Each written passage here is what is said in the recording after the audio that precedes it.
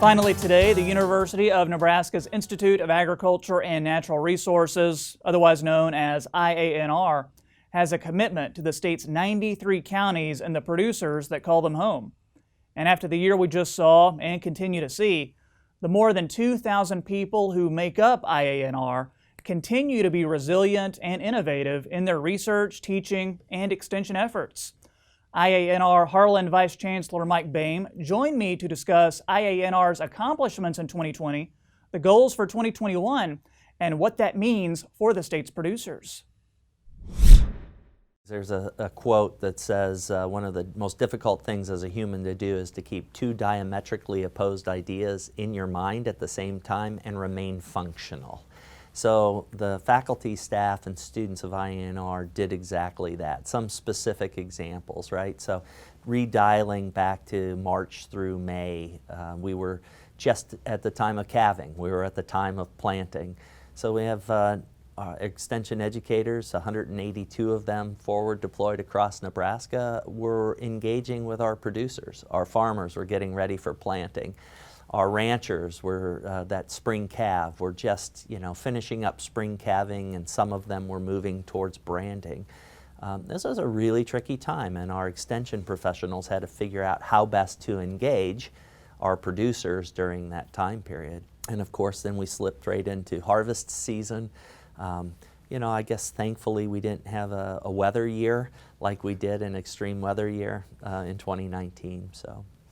And moving on to 2021, I've heard you mention that it's going to be about reconnection and innovation. Yeah. So to you, what does that look like? Maybe we could start with reconnection. So reconnecting, it's not that we haven't connected, but I feel, Troy, it's time to get back in as safely as possible, of course, back in contact. It's an odd thing for humans not to be social with one another. I'm looking forward to our field days. We're already talking about what does the summer look like for field days. I only was able to go to one field day. In fact, I think it was the only one that we pulled off. It was at the Panhandle last year.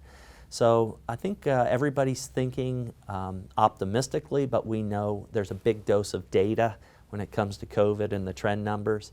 So, knock on wood, things are moving in the right direction. So that's on the extension outreach front, reconnecting.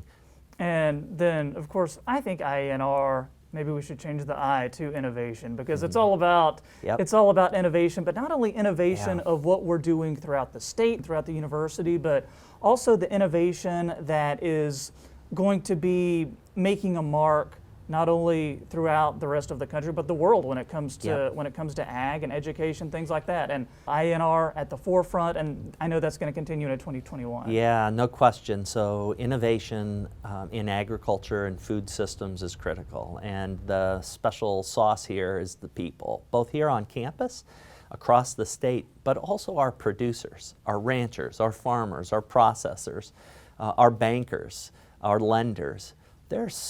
Nebraska is home to so many innovators when you think about it. And so when you blend innovative producers and processors and farmers and ranchers with the innovation of something like IANR in this ag natural resource space, it's an amazing partnership that pushes the envelope every day. So think about Nebraska as an ideas laboratory, if you will, for food, water, ag, energy systems. We move ideas into prototypes. Those prototypes then are tested across our statewide platform. Our on-farm research program that is run out of Extension is incredible.